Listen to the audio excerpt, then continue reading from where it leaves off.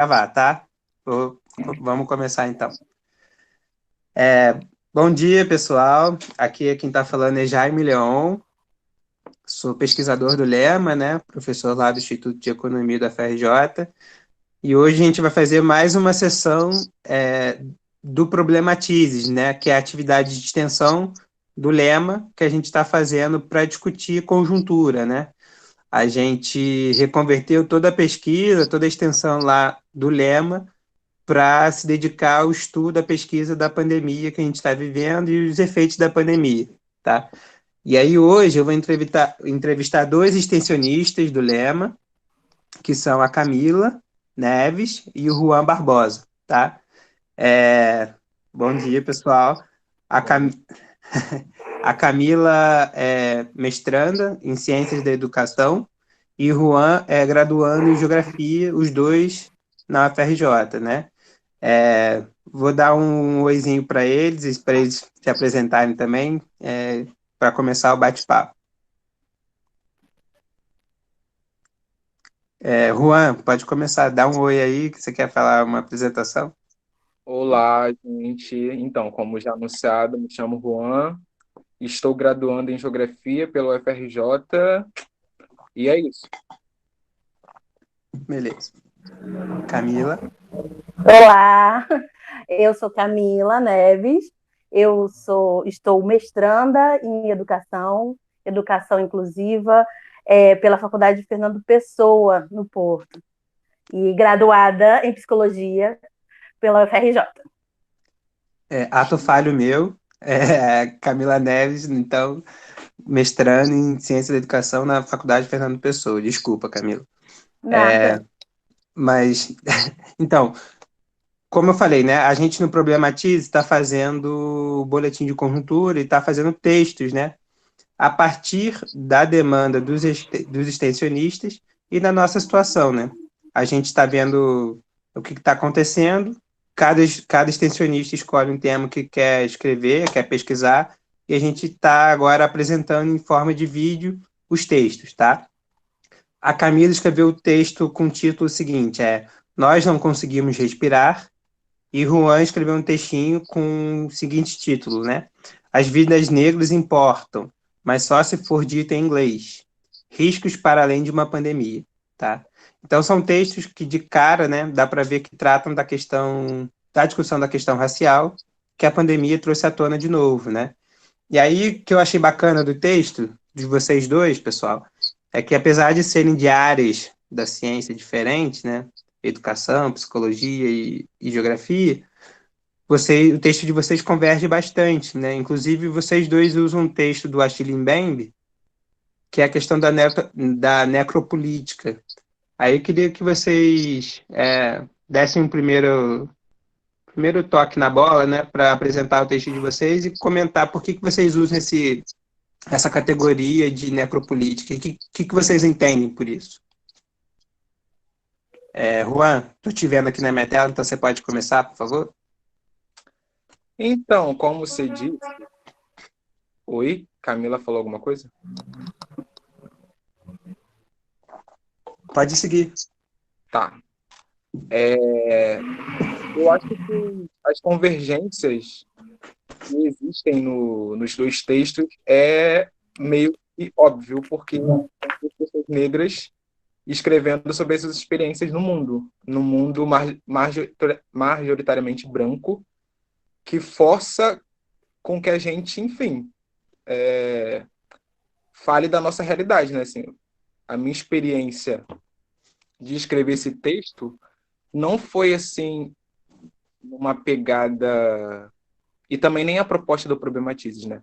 Mas de levantar muita uma questão conceitualista da coisa. Eu quis é um relato de experiência, assim, sabe? De como é viver num mundo que tenta diariamente me sufocar, sabe? Que, para além de me querer, assim, aniquilar, quer que eu seja acho que é muito a partir disso. E eu acho que é nesse sentido que eu me aproximo dessa ideia do Mbembe de necropolítica, né? Entendendo as várias complexidades que perpassam esse conceito, que, enfim, não é fácil, mas que atravessam cotidianamente a minha experiência de, enfim, resistir a um mundo que é racista e que, na minha perspectiva, sempre vai ser, enquanto existir enquanto mundo, assim, sabe? Essa ideia de mundo que é muito ocidental. Eu acho que a própria ideia de ocidentalidade, ela marca essa dimensão de um mundo que é estruturalmente racista. Enquanto, assim, a queda do Ocidente não acontecer, ela vai continuar, esse mundo racista vai continuar de pé, assim. Já estou falando coisas além, mas que conversa com o que eu escrevi, porque, assim, eu também parti de 3 pilares, assim, né? Tipo, que foi o colonialismo, o patriarcado... Ai, gente, eu esqueci. E o capitalismo. Nossa, enfim. Mas acho que eu falei alguma coisa que já dá para a gente iniciar, assim, né? Dessa convergência com o texto da Camila, e das motivações que me lançaram a, enfim, colocar a minha experiência, tentando não planificar e não, tipo, academicizar, mas, assim, numa forma de relato sincero e, sei lá. Ótimo. Valeu. E Camila, o que você acha dessa questão da necropolítica? Em relação à necropolítica, eu acho que ela traz é um conceito que traz um debate muito importante para a gente pensar, né? Falando a questão de política, de gestão, de escolhas de práticas e determinações, legislações. Ela traz para a gente pensar que existe uma estrutura, uma forma de escolha, né? De quem vive bem, quem vive ou quem vive mal.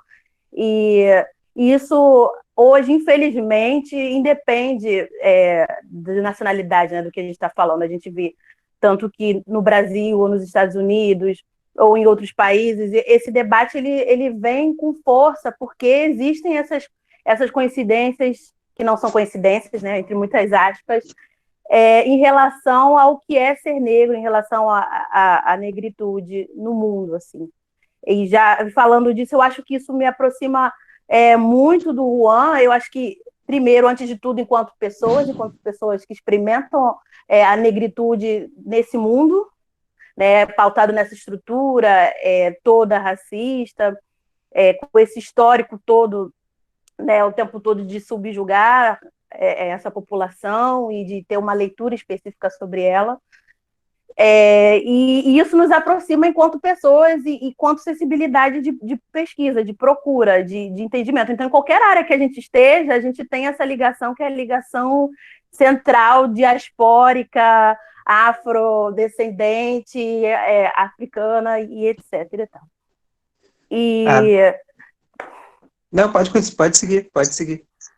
Em relação... Eu adoro falar, então se tiver demais, você me corta. Pode falar, Camila, tome tempo. E em relação às nossas áreas de conhecimento, eu acho que é isso, essa experiência, esse interesse, esse desejo de transformação faz com que a gente tenha um olhar mais aberto, mais sensível dentro das nossas áreas para compreender as especificidades e os braços, porque o racismo, né, ele tem vários braços e ele infiltra em diversas áreas, e não é diferente nas áreas de conhecimento, na produção de saber.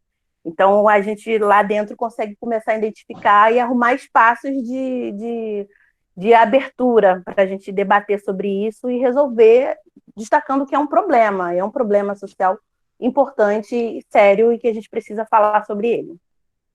Tá ótimo. Eu gostei bastante da fala de vocês, que, por um lado, né, vocês levantaram a questão da experiência, né, das pessoas negras, como é que elas vivenciam as relações sociais, né, como é que é ser negro nessa sociedade de hoje em dia. E, ao mesmo tempo, vocês levantaram, a Camila agora na fala dela, a questão da interdisciplinaridade, né, que tem várias dimensões, toda essa questão do racismo, da luta antirracista. Então, vou fazer uma pergunta agora, direcionada para a Camila primeiro, depois eu passo para o Juan, tá bom? Que, Camila, você levantou um negócio importante, né? Que não é só no Brasil que a gente vive isso, em diversas regiões, diversos países, essa discussão da questão racial está em voga hoje. E aí, no seu texto, né, você abre o texto com a comparação do caso do George Floyd, que foi nos Estados Unidos, com o do João Pedro, que foi aqui no Brasil, o menino João Pedro. Aí eu queria que você falasse um pouquinho, né? O que você vê de comum, o que você vê de aproximação, a diferença dos casos, né? Assim, eu estaria, né, que a questão racial nesses casos, tanto nos Estados Unidos como aqui no Brasil, tá pelo aquilo que o João falou, né? Do colonialismo, da questão da escravidão nesses dois países. O que você acha disso? Eu tendo a pensar um pouco por aí, sim. A gente tem diversas especificidades, né, de cada. Somos países diferentes, né, falando culturalmente e tudo nas manifestações, mas a gente tem essa convergência em relação à leitura do corpo negro, em relação tanto às políticas de opressão desse corpo, de desumanização desse corpo, quanto em relação às produções de subjetividade. Quando a gente pega esses dois exemplos, né, do George Floyd sufocado lá e do menino sufocado aqui no supermercado, a gente entende que elas passam por duas leituras parecidas, são duas leituras de desumanização. Não é à toa que eles morrem pela opressão de uma força ou policial, ou de vigilância, né, ou de segurança, como a gente ouve falar. Não é à toa que eles morrem estrangulados nesse contexto, que já está posto, primeiro, um lugar de criminalidade, está posto um lugar de desumanidade, está posto, são corpos que morrem pedindo clemência, né? Eles morrem sendo filmados por pessoas ao redor, e isso diz muito de como, historicamente e socialmente, foram se produzindo estruturas que fazem com que se leia o negro em qualquer lugar que ele esteja como uma pessoa desumana, inferior, sem intelectualidade, no lugar da criminalidade, no lugar de marginalização. Então, esse ponto que aproxima. E, partindo desse ponto também, por isso que o Mbembe é tão importante, a gente começa a pensar também das formas de opressão, das violências produzidas sobre esses corpos que são semelhantes. Eu acho que esse lugar que é muito próximo. Lógico que é importante a gente falar que nós somos países diferentes, nós somos culturas diferentes, né? Muitas coisas do sistema social e do sistema cultural que acontecem nos Estados Unidos não acontecem aqui. A gente não pode se pautar num olhar recortado exclusivamente na cultura norte-americana, mas a gente pode, sim, pensar em alguns pontos que aproximam essas realidades. E eu acho que o principal ponto é o corpo negro, a produção de subjetividade, né, de uma certa negatividade em cima dele, e das práticas de opressão que são produzidas a partir disso. Excelente, Camila. Assim, para quem não conhece, para quem está assistindo o vídeo e não conhece, né, o Achille Mbembe, ele é um importante filósofo, né, que tem estudado a questão racial, né, ele que trabalha, se não me engano, a questão dessa categoria, né, um dos autores que trabalha essa questão da necropolítica, e é uma referência para a gente, né, nesse estudo da questão racial, por isso que tanto a Camila quanto o Juan utilizaram, né, porque é uma referência atual importantíssima. E aí, nesse sentido, eu vou puxar da fala da Camila uma pergunta para o Juan, tá?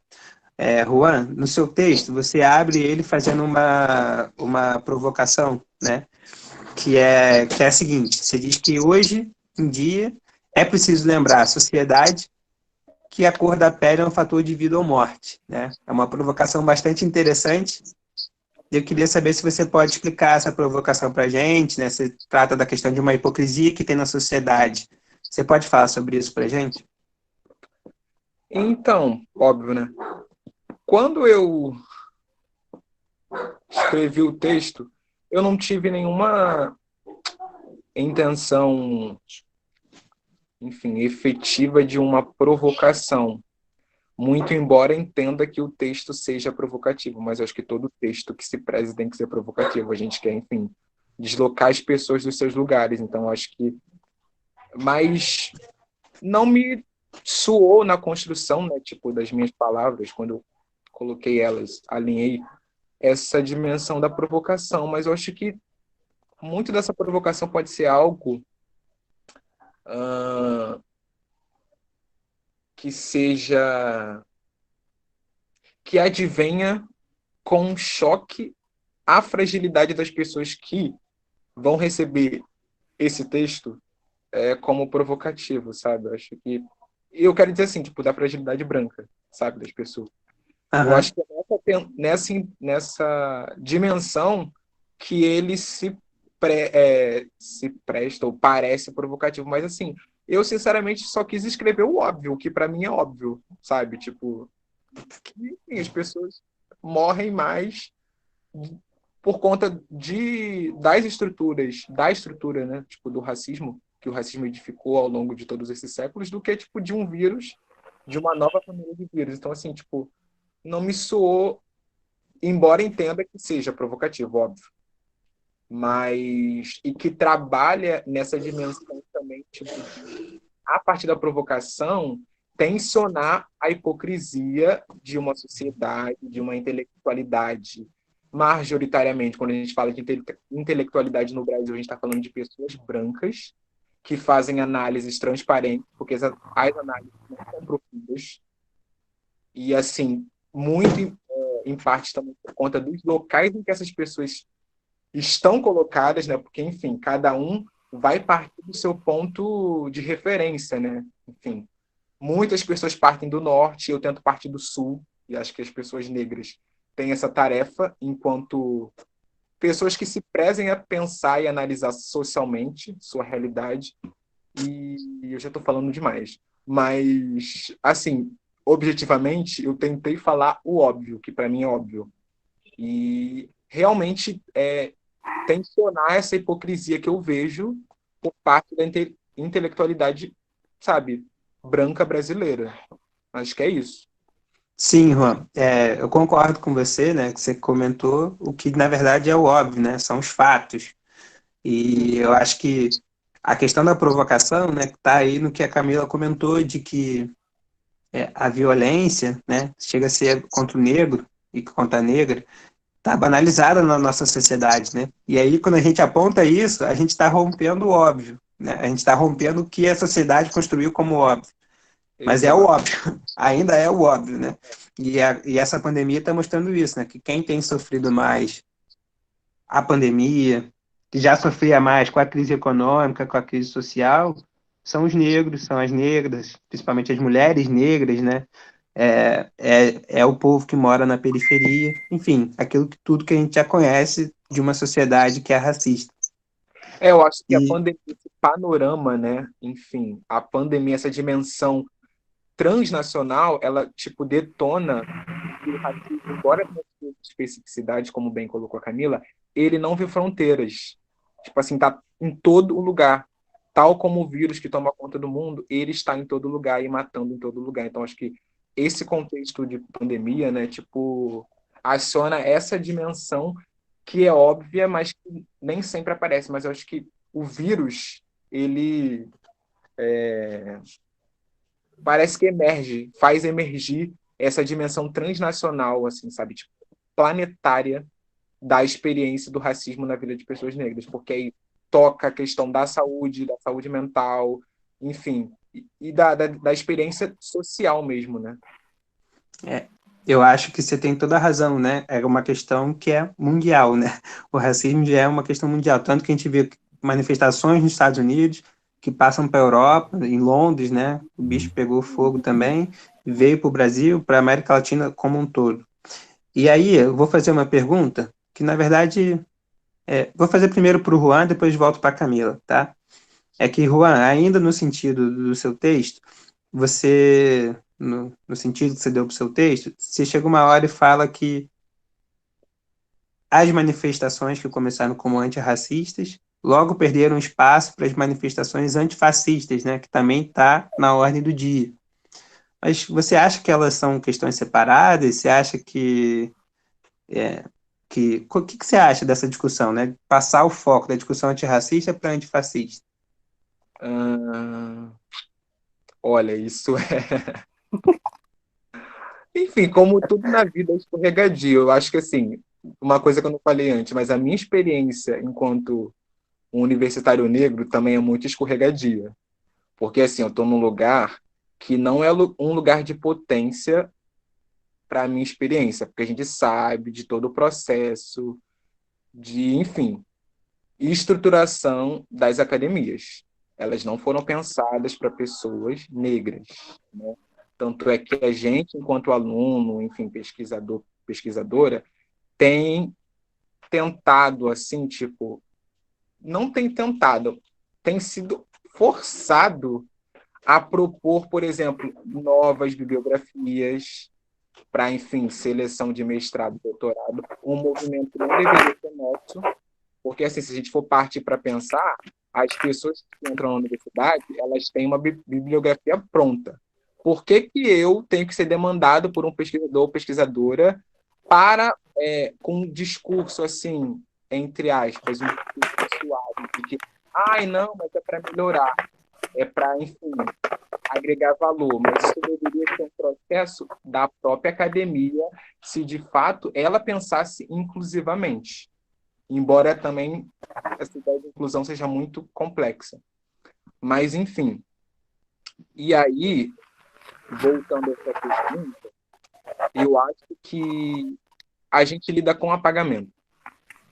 Eu acho que não dá para pensar a sua pergunta sem partir da dimensão do apagamento. Eu acho que são lutas que estão na ordem do dia, sim, que são urgentes. E aqui eu não quero hierarquizar a opressão, hierarquizar, enfim.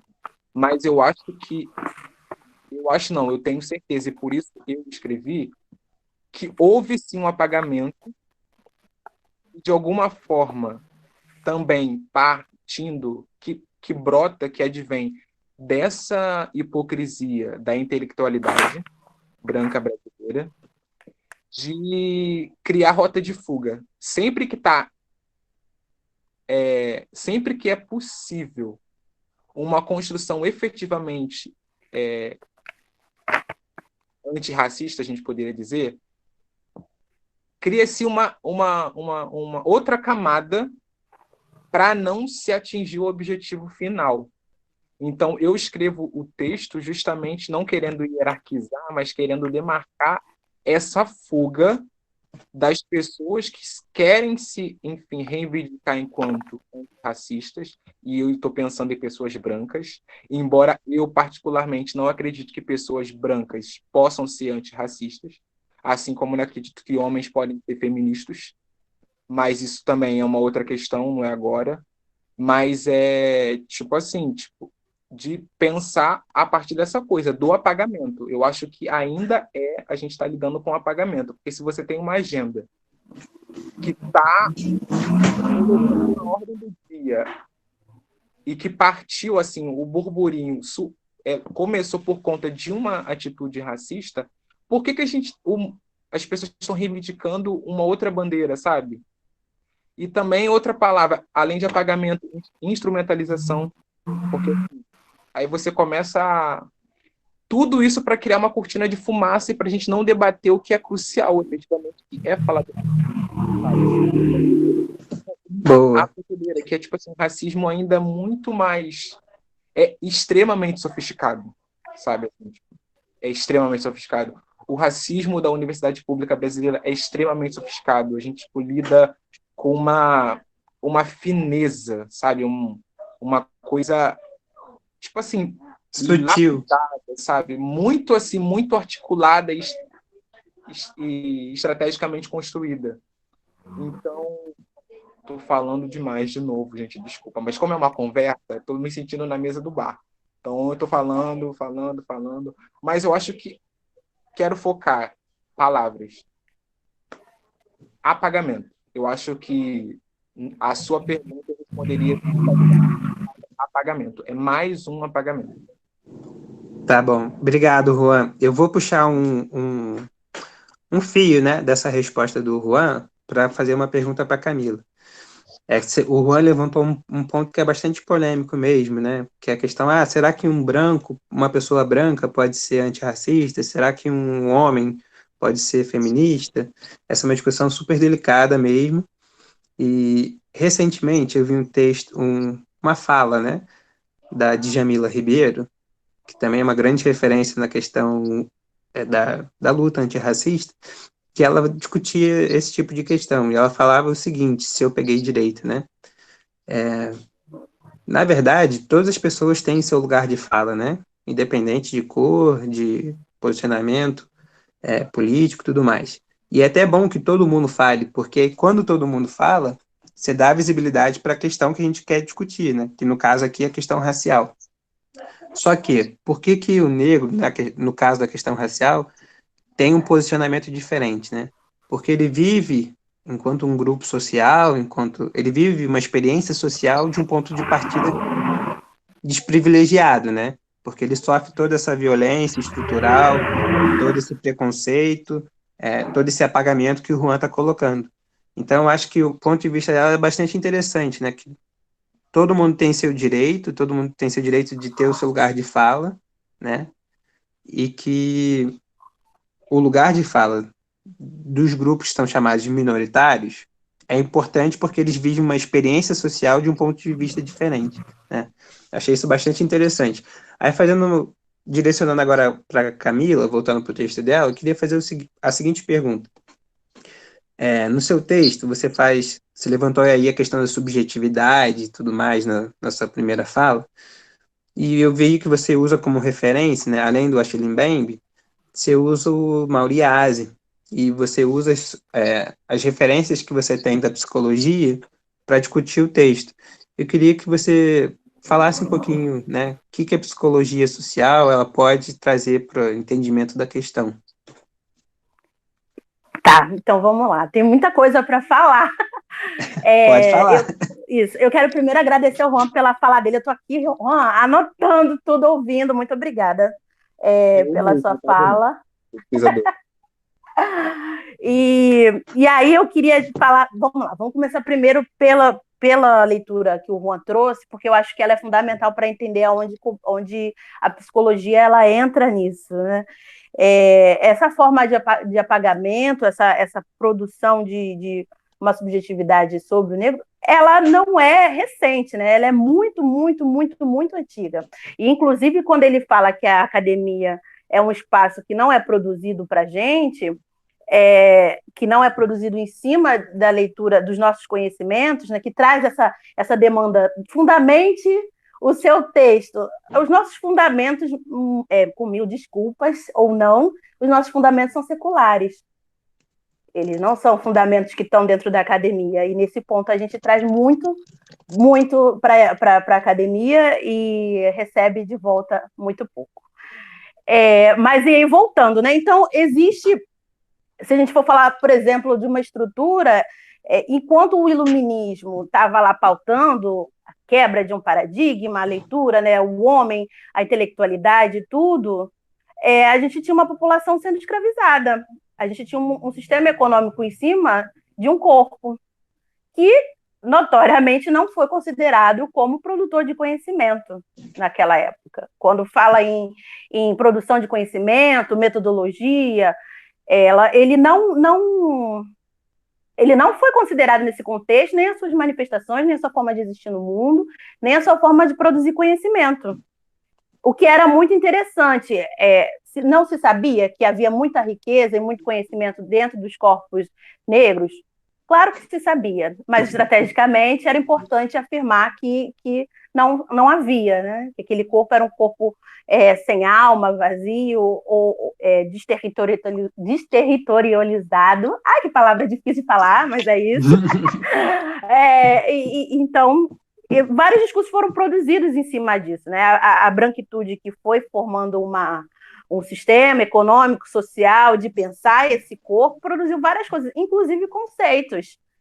A eugenia, que hoje, ela, na teoria, foi extinguida, mas atravessa, infiltra várias produções de conceito, várias produções teóricas, daquele tempo, né, em diante, para dizer várias coisas sobre esse corpo, inserido naquele contexto social que fazia todo sentido para as práticas econômicas, para as relações estabelecidas, para as políticas de poder estabelecidas, esse discurso. Por que eu falei isso tudo para chegar na coisa da psicologia e na psicologia social? Primeiro que a psicologia, ela teve por muito tempo, né, um olhar conservador na sua hegemonia, uma leitura muito pautada para o eu, para as suas relações ali do núcleo familiar, que trazem, primeiro, a partir de uma experiência de eu branca, de uma família também estruturada nos pilares brancos, né? Se você pensar nos corpos que vieram para cá, eles foram corpos retirados de sua convivência, retirados da presença do seu pai, da sua mãe, e, enfim. E aí, por muito tempo, se teve essa leitura, e se teve uma leitura que eu considero, inclusive, muito arrogante, de produzir respostas em cima de causa e consequência, em cima de normal e patológico, em cima de certo e errado. E aí, quando você traz a psicologia social, que é recente, assim, né, o aprofundamento dos estudos e o destaque dela como uma produção reconhecida na década de 70, 1970, ela traz para dizer outras coisas. Olha, a gente precisa falar das implicações desse ser na sociedade. Como que essas relações, como as produções de subjetividade desse corpo que extrapolam o eu, que extrapolam essa forma meio egocêntrica de dizer, e aqui eu estou usando o senso comum mesmo do termo, não estou trazendo o termo da psicologia, não, estou falando egocentrismo no sentido do senso comum, como que essa visão egocêntrica, ela era uma visão um pouco reduzida da experiência do ser.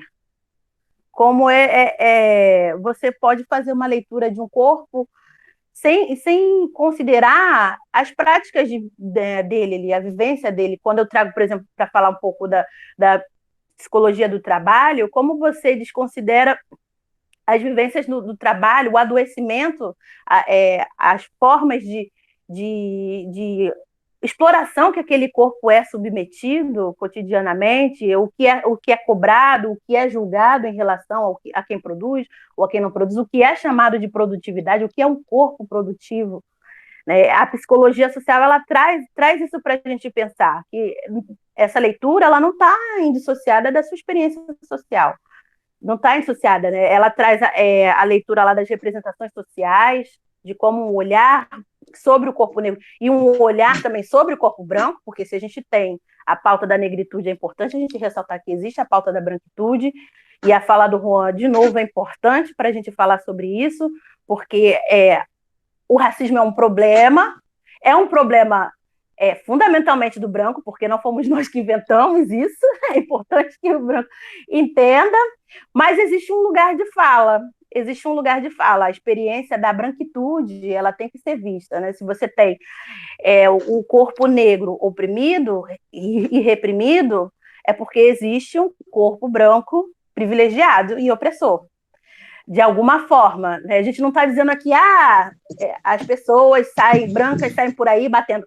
Acontece também, infelizmente, mas a gente está falando aqui sobre realmente o papel dessa branquitude, ao invés de pegar esse corpo negro e estudá-lo como um objeto a ser estudado, entender o que no seu contexto social, no seu cotidiano, atravessa isso, né? O que é a sua dinâmica de privilégio, as suas facilidades, a sua acessibilidade, o entrar em um lugar e encontrar pares, outros corpos brancos somente, o que isso interfere, como isso se reafirma com a existência desse corpo branco. E finalizando já, para a gente não passar do tempo, né? Além da psicologia social, eu trouxe um pouco da leitura da psicologia, da análise institucional, que é falar um pouco dessas dinâmicas de poder, desses atravessamentos, né, que estão aí nessa estrutura, nessas instituições estabelecidas ao longo dos anos. O próprio Mbembe traz, né, um pouco o Foucault lá com a biopolítica. Então, eu acho que a psicologia, durante muito tempo, ela não se despertou para pensar nisso. Tem um documentário, inclusive, que é do CRP de São Paulo, que foi feito em 2016, e eles colocam lá, né, que se a psicologia ela foi fundamentada enquanto ciência como o estudo da alma, o que é assim, questionável, se a gente trazer do ponto de vista ancestral, né? Porque não há essa separação, corpo e alma, mas enfim, se a psicologia partiu do pressuposto da existência de uma alma, e ela mesma postulava um corpo negro como sem alma, como que ela como que ela conseguiu sobreviver até o exato momento, sabe? A partir dos anos 50, 1950, gente, que a psicologia começa a considerar o corpo negro como produtor de subjetividade, como alguém que tinha alma. Isso é muito relevante. Se a gente está falando aqui numa dinâmica de poder, né, numa dinâmica de estabelecimento de estruturas, e aí entra tudo, estrutura econômica, estrutura social. Isso é muito forte. E para mim, enquanto formada em psicologia, enquanto pessoa que passou por esse processo tudo na academia, desses saberes que foram medidos como verdade, desses saberes que foram afirmados para mim, que me torturaram tanto enquanto estudiosa, quanto uma mulher negra que transitava pelos corredores do instituto e sentia, né, que aquele lugar não era feito para mim, não se esperava que fosse feito para mim. Então, isso eu trouxe e vou trazer sempre com a psicologia, porque faz parte também da minha leitura, da minha experiência, imagina.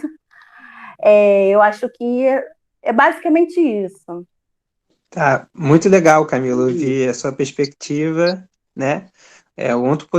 Pelo menos para mim, né? Outro ponto de vista totalmente diferente do que eu estou acostumado de ver na economia, né?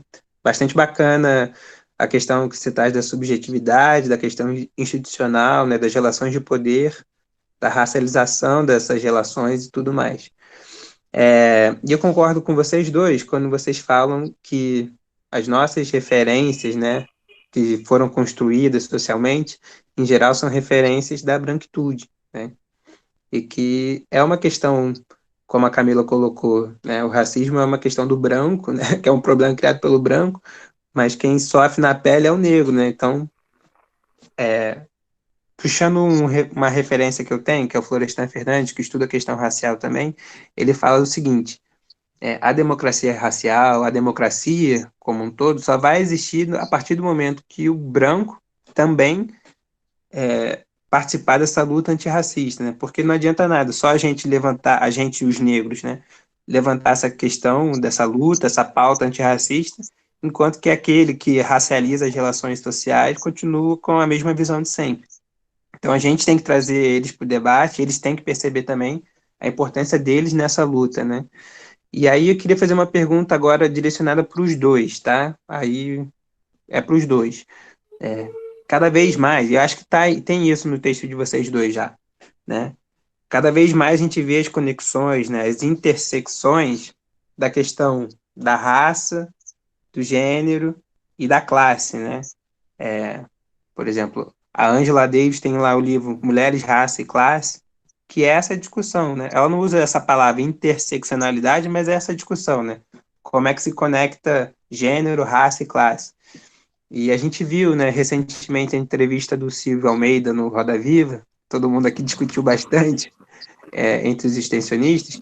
Eu queria que vocês comentassem um pouco o que vocês acham, como é que se conecta essas questões de gênero, raça e classe, e quais foram as impressões que vocês tiveram do debate do Silvio de Almeida, que é super atual e relevante, tá? Aí eu vou inverter a ordem, agora começa pela Camila e depois passa para o Juan, beleza? Eu acho que a leitura que eu faço é uma leitura, primeiro, da necessidade de pontuar a importância de falas como esta, né? A importância do peso que da referência que ele é, uma grande referência no trabalho dele sobre o racismo estrutural, e é muito importante que a gente tenha esse destaque, tenha um espaço de fala, tenha toda essa mobilização, né, das pessoas se interessarem em ver e estarem atentas mesmo. Eu acho isso muito importante. A gente está falando agora de falar um pouco, trazer esse debate mais à tona, trazer a complexibilidade desse debate à tona, porque não é uma questão simples, não é uma questão fácil, como o Robin colocou.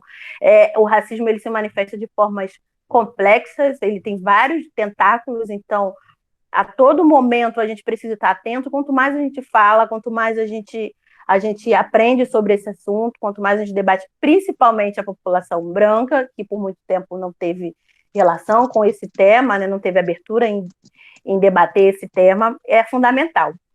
Entretanto, eu acho assim que essa própria, como o próprio Silvio falou lá, né, na entrevista dele, o professor,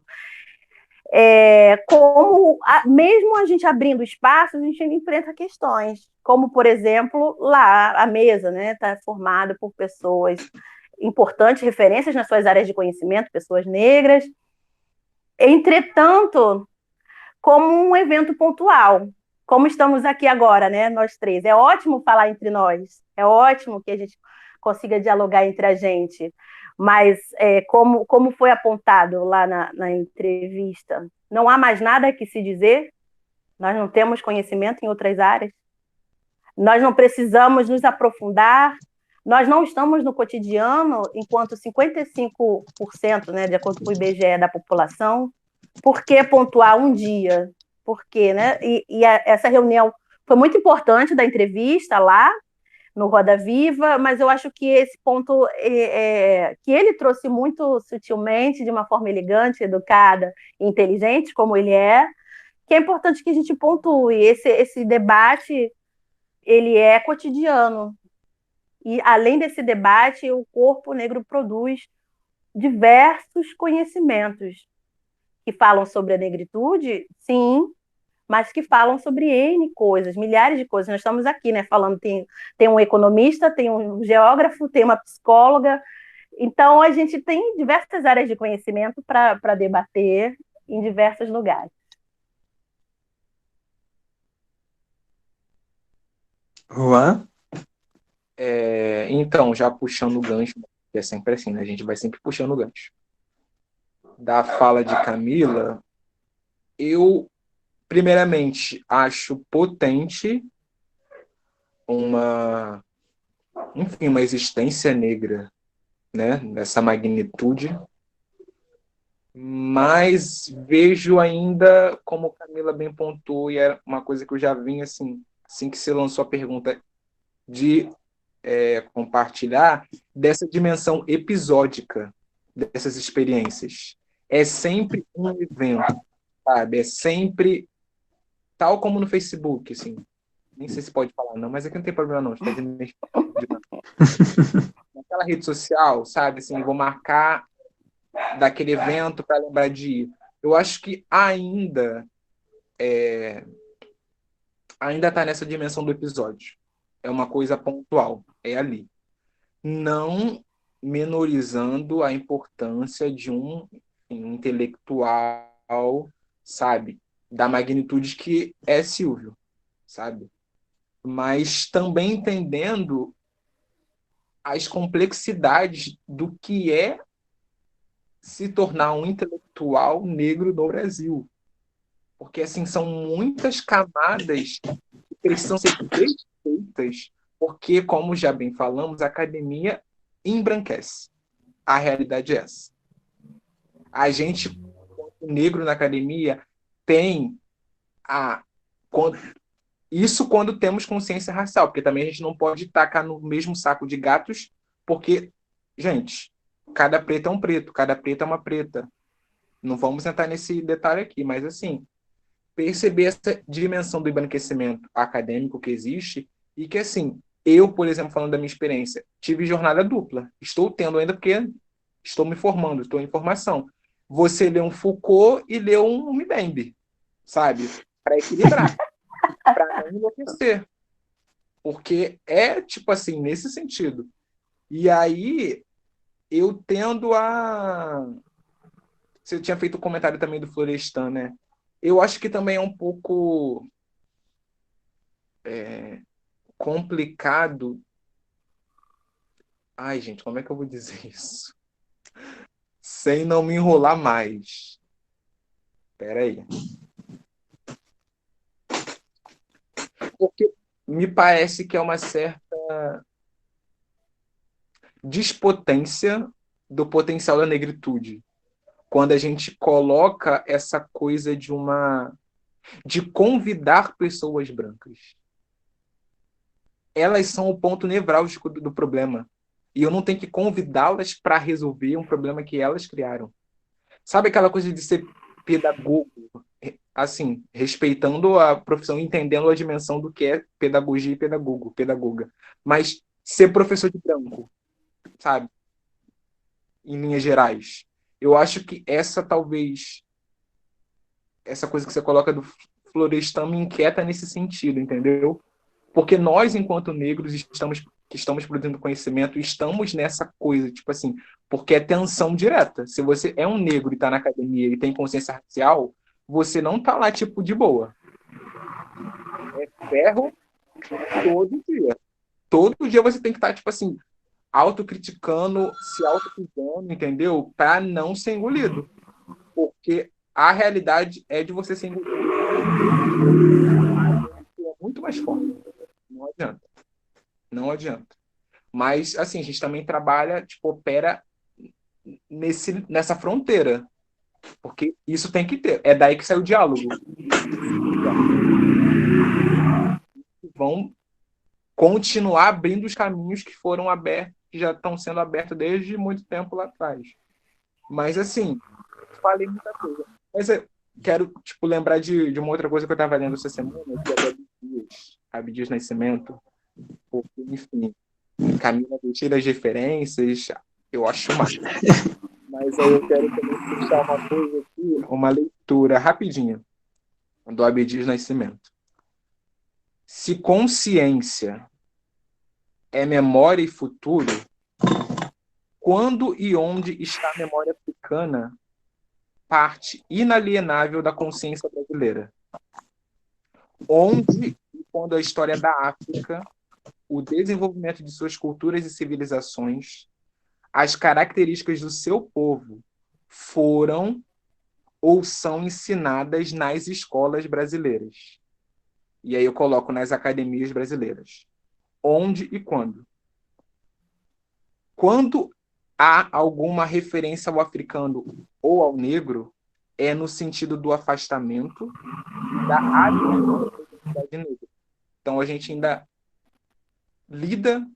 tem que lidar com essas questões que parecem já estarem resolvidas, mas elas não estão. Elas estão aí abertas e vão continuar abertas como feridas que, enfim, purulentas. É complicado. É complicado. Mas termino. Não, beleza. Adorei a colocação de vocês dois. É um assunto, né, que ele se apresenta como sutil, mas que na verdade ele é super complexo, né? O Silvio de Almeida, ele trouxe essa questão no Roda Viva dele, né? Ele fala, a gente tem que discutir isso de forma complexa porque o assunto é super complexo mesmo, né? E concordo com vocês, né, que a academia foi construída pela branquitude, né, nas referências e por uma ideologia da branquitude. Eu acho que por isso que o Mauriazi também é bastante interessante, porque ele traz essa discussão da ideologia por trás, né, da construção das ideias que representam relações sociais, no fundo, né? E eu acho isso super interessante. O outro ponto que eu acho interessante da fala do Silvio Almeida, desculpa, eu estava olhando para a câmera do computador e era para olhar para a câmera do celular. O Silvio de Almeida traz uma questão interessante, é o seguinte, né? Vários, que vocês estavam comentando da pontualidade, né, episódico, vários autores negros já foram ali no Roda Viva, né? E foram ali não só porque eles pesquisavam a questão racial, mas porque eles sabiam vários assuntos, né? E acabava uma redução da discussão deles sempre com a questão racial, sendo que eles podiam contribuir com várias discussões sobre a sociedade, né? Esse é um ponto bastante interessante. E também é interessante a discussão de como, né, o próprio Silvio de Almeida e outros intelectuais negros e negras, eles sofrem essa influência de uma estrutura racista que vigora na universidade, né? Então fica esse dilema que o Juan estava colocando. A gente lê Foucault e, por outro lado, lê o Mbembe, né? Essa questão é bastante interessante. Eu acho que a nossa própria experiência aqui, eu acho que também detona esse tipo de coisa, sabe? Porque são 3 pessoas negras falando sobre assuntos negros. E entendendo que, assim, é comentar sobre os textos que escrevemos. E aí escrevemos sobre, enfim, nossas experiências. E uma análise partindo da negritude. Mas poderia, sei lá, tipo, ser o Pedro entrevistando, sabe? E aí você vê que não necessariamente que isso tenha ocorrido por uma questão. Ai, gente, como é que eu vou dizer?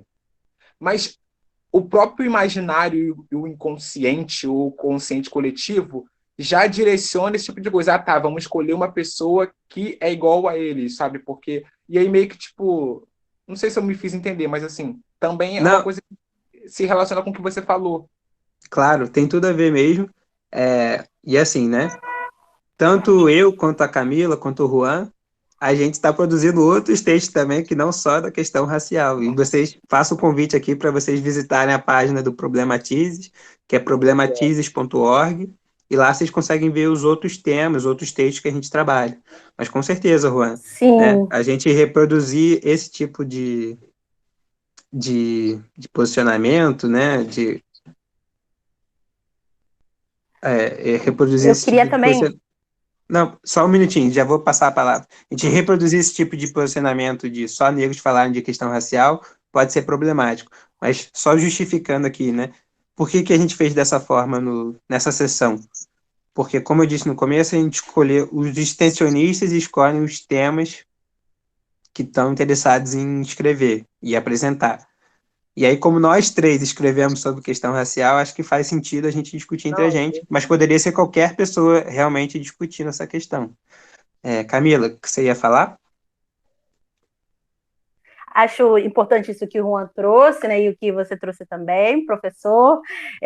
Acho que é sintomático o fato de nós três termos escolhido esse assunto, que não está diretamente relacionado com o nosso laboratório, é a nossa escolha de vida, né, a nossa escolha de pesquisa, mas que converge também com as nossas vivências cotidianas, e isso não é à toa, isso é coisa. E acho muito legal o Juan trazer também, que é muito sintomático a necessidade da gente ter que se organizar em uma certa estrutura, né? Uma fala, entre aspas, bonitinha, uma fala toda. O Juan, ele traz muito isso, a Camila é a rainha das referências.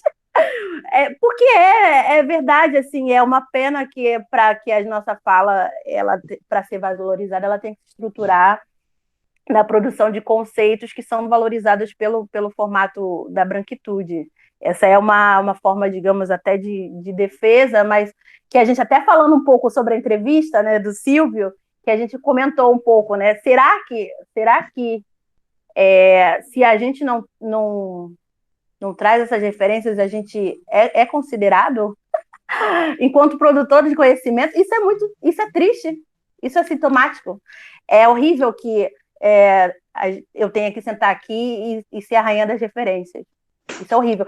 Ou então que eu não pudesse trazer outras referências. Eu adoraria, isso não é uma questão de agora da FRJ, mas que atravessa os dias de hoje, né? Eu adoraria entrar numa universidade em que o símbolo não fosse uma figura da mitologia grega, que fosse Oxum, por exemplo. Adoraria, adoraria poder entrar num lugar em que estar toda de branco não fosse ser uma aberração. Eu adoraria. E isso é importante que a gente fale em qualquer lugar que a gente esteja, né? A gente está falando aqui do Comuna Somos, todos nós, estamos falando do Problematismo, que é um lugar legal de abertura, de troca, de produção de conhecimento, de reflexão crítica, e por isso mesmo é importante que a gente fale também aqui, aproveitando esse espaço importante e legal de troca, mas é importante que a gente pontue em todo lugar, porque, inclusive, para falar do nosso conhecimento, para produzir o nosso conhecimento reconhecidamente na academia, enquanto produção científica, a gente precisa se colocar numa estrutura que talvez não seja nossa, que talvez não seja confortável. Excelente. Pessoal, vou direcionar para encerrar, que já está batendo quase uma hora de conversa. Foi ótimo, né? Foi um debate. E eu acho que a riqueza da discussão do Problematize é essa perspectiva, né, da classe trabalhadora e interdisciplinar, né? A gente vê posicionamentos de vários ramos diferentes, né, da ciência, E, no nosso caso aqui específico, foi bastante bacana, porque a gente escreveu a partir das nossas experiências, o cotidiano, da nossas experiências de vida, né? Então, achei bastante rica a discussão. Vou deixar vocês encerrarem, botarem as considerações finais que vocês quiserem colocar, agradecer a contribuição de vocês e dizer, por última coisinha, que é isso, né? A gente está numa universidade, né, que se coloca como crítica, né, mas que reproduz estruturas que, no fundo, são racistas, né? E o Juan levantou um ponto importante de apontar, né, que, às vezes, até autores que são críticos da nossa formação socioeconômica, né, eu citei o Florestan Fernandes, mas poderia ser o Caio Prado Júnior ou outros que são brancos e que estudam a questão racial, às vezes cometem vários deslizes de fato, né, sobre a questão racial, até pelo posicionamento social que é diferente do lugar de fala de quem vive as experiências cotidianas racistas, né, na pele. É isso, então eu agradeço a contribuição de vocês e abro aí um minutinho para cada um para fazer a consideração final, beleza? Pode ir, Juan. Então, gente, só agradecer a oportunidade da troca, né? A gente vai se reformando, se refazendo nessas experiências. É fundamental para a nossa, enfim, existência. É revigorante no momento desse, né? Crítico e bastante sintomático da sociedade em todos os sentidos e níveis, né? Desde a esfera social até a esfera, assim, nanômetra, metafísica e quântica. Mas espero que a gente possa se encontrar pessoalmente, possa voltar a se reencontrar pessoalmente e construir caminhos e possibilidades que incluam todas as humanidades possíveis, né? Acho que é isso. Vida para todos nós. Camila. Isso, também agradecer o encontro aqui entre nós, muito obrigada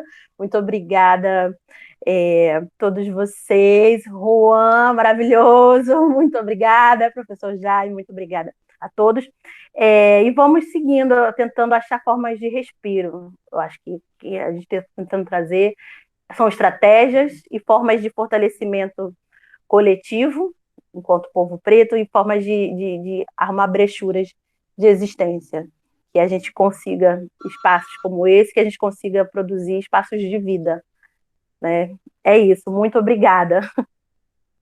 Obrigado, pessoal. É isso. Quem está assistindo, visite lá a página do Problematizes, problematizes.org, tem os outros textos, tem os outros vídeos, outras entrevistas que rolaram já, e vai sair mais material. É isso, pessoal. Beijo. Tchau, tchau.